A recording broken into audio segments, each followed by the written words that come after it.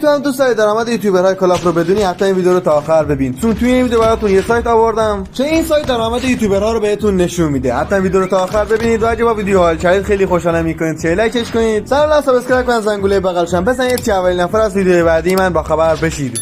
رفقا اسم این سایت سوشال بلیده و خیلی هم کار باش آسونه. فقط کافیه که لینک کانال مورد نظرتون رو کپی بکنید. مثلا برای اولین کانال ما کانال مزیاربند رو لینکش رو کپی میکنیم و بعدش لینک کانال رو داخل کادر سرچ سایت پیست میکنیم. شما درآمد هر کانال یوتیوبر که بخواید میتونید با این سایت پیدا بکنید. حالا صبر میکنیم که کانال برامون بالا بده. بله کانال مزیاربند برامون بالا اومده، تقریبا 700 تا ویدیو داره با 180 کا سابسکرایب و درآمدش هم این پایین زده. در ماه مزیاربند تقریبا بین $2000 تا حالا $35000 درآمدشه و در سال هم بین $26000 تقریبا تا $412000 درآمدشه. درآمدایی که سایت نشون میده درآمدهای تخمینی هستش و درآمد اصلیش حالا ما نمیدونیم این هست یا نه، ولی خب این سایت معتبرترین سایت برای درآمد یوتیوبر هاست و معمولا درآمدهایی که میشه درسته، اما باز امکان اشتباه داره. حالا بریم سراغ کانال بعدی. کانال متین TMX هستش که همتون میشناسید. بازم لینک کانالش رو کپی کردیم و توی کادر سرچ سایت پیستش میکنیم و حالا باید صبر کنیم که کانال متین TMX رو برامون بالا بیاره. کل مشخصات کانال رو این سایت براتون میاره. خب متین TMX تا الان 1070 تا تقریبا ویدیو گذاشته و سابسکرایبرش هم تقریبا 130 کاست. درآمد ماهانه‌اش هم یه چیزی بین $1600 تا $26000 و درآمد سالانه‌اش هم که پایین هستش بین $20000 تقریبا تا $314,000 که نوش جونش خدایی. ویدیوش خیلی خوبه و بیشتر ویدیو شورت کار میکنه متین. این از متین TMX. حالا بریم سراغ کانال بعدی که کانال امین اینفرنو هستش. امین اینفرنو چون 4 ماه فعالیت نکرده 100% بازدید کانالش و حالا درآمد کانالش پایین هستش. حالا معلوم نیست چرا فعالیت نمیکنه، ولی امیدوارم که زودتر برگرده. خیلی دلمون واسش تنگ شده و خیلی هم کامیونیتی کال آف دیوتی اینوالو به ویدیو امین اینفرنو نیاز داره واقعا. بریم سراغ کانالش. 760 تقریبا ویدیو گذاشته با 142,000 تا سابسکرایب و درآمد ماهانه‌اش که خیلی پایینه، بین $45 تا $720 و درآمد سالانه‌اش هم بین $539 تا $8600 که این پایین بودن درآمدش به خاطر اینه که فعالیت نمیکنه و فعالیت هم چه نکنه بازدش میاد پایین و درآمدش کمتر میشه. ولی خب 100% بازم فعالیت بکنه مثل قبل درآمدش خیلی بیشتر میشه. امیدوارم که زود برگرده. بریم سراغ کانال بعدی. کانال احمد لجند هستش. همتون میشناسید دیگه و احمد لجند فکر کنم درآمدش خیلی بالا باشه. تعداد ویدیوهایی که گذاشته 1425 تاش با 110 کا تقریبا سابسکرایب و درآمد ماهانه‌اش هم چیزی تقریبا بین $1900 تا $30,000. درآمد سالانه‌اش هم بین $23000 تا $370,000 تقریبا که خدای نوش جونش. خیلی ویدیوهاش هم بازدید بالایی داره، هم ویدیوهای با کیفیتی داره و خیلی هم به کامیونیتی کال آف دیوتی مال کمک کرده. خودم به شخصی ویدیوهاشو میبینم. و حالا قراره بریم سراغ یکی از قدیمی ترین و بهترین کانال های کال آف دیوتی مال داخل یوتیوب که کانال امید 6 هستش. امید 6 9 ماه فعالیت نکرده و 100% پایین ترین درآمد امید 6 داره. حالا نمیدونیم بازم چرا فعالیت نکرده، امیدوارم که زودتر برگرده. 805 تا ویدیو گذاشته با 125 کا سابسکرایب.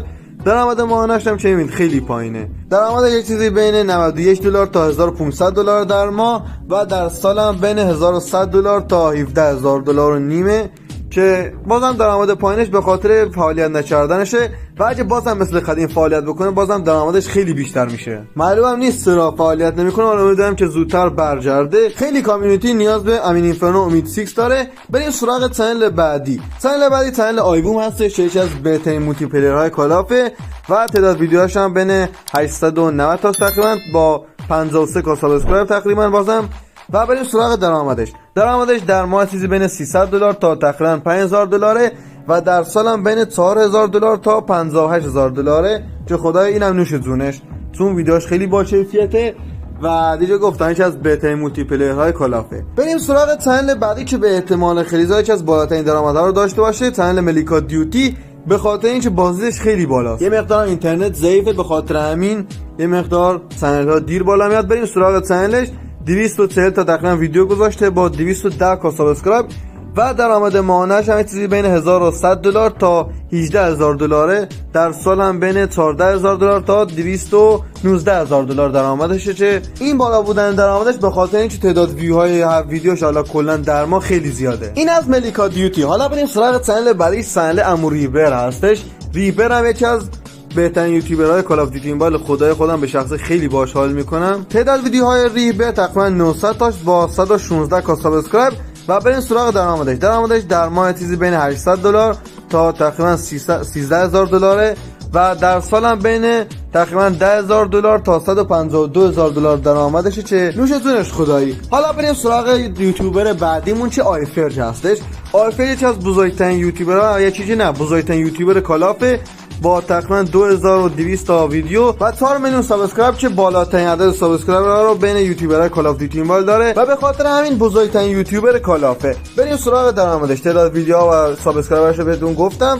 بریم سراغ درآمدش در ماه چیزی بین 2000 دلار تا 28000 دلاره و در سال هم بین 21000 دلار تا 340000 دلار تقریبا. فکر نمی‌کنم درآمد فرج اینقدر پایین باشه، انتظار درآمد بالاتری رو داشتم، ولی خب بچنار. بریم سراغ چنل بعدیمون، چنل کد نارکو هستش که همتون میشناسید دیگه.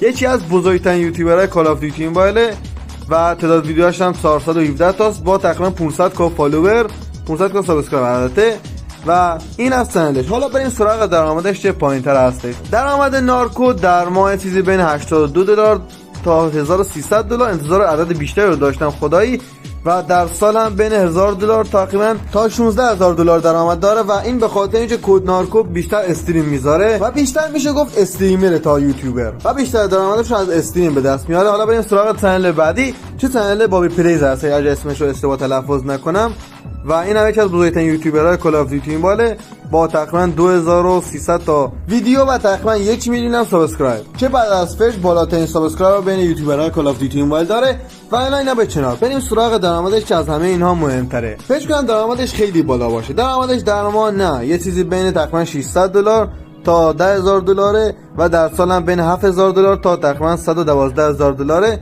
که اینو خدایی نه استریم میکنه نه چی و انتظار درآمد خیلی بیشتری داشتم. حالا نمیدونم چرا درآمدش پایینه. و حالا بریم سراغ چنل بعدیش، چنل علی ایزی هستش. علی ایزی هم یکی از بهترین یوتیوبرهای کلافه، البته بیشتر مولتی پلیره. و بریم سراغ مشخصات چنلش. تقریبا 1600 تا ویدیو گذاشته با 58 کا سابسکرایب که انتظار داشتم تعداد سابسکرایبرش بیشتر باشه و اینا به کنار. بریم سراغ مهمترین بخشش درآمدش هستش. درآمدش در ماه چیزی بین تقریبا 900 دلار تا 14000 دلاره و در سال هم بین 11000 دلار تا 170000 دلار درآمدش که خدای نوش جونش. و حالا بریم سراغ آخرین چنل که چنل سیکرا هستش. سیکرا یکی از بهترین یوتیوبرهای کلافه که بیشتر هم بازم مولتی پلی میده و جزو بهترین مولتی پلیرهای ایران هم هستش خدایی. بریم سراغ چنلش. تعداد ویدیوهای چنلش 355 داشت و تعداد سابسکرایبرش هم تقریبا 45 کاست.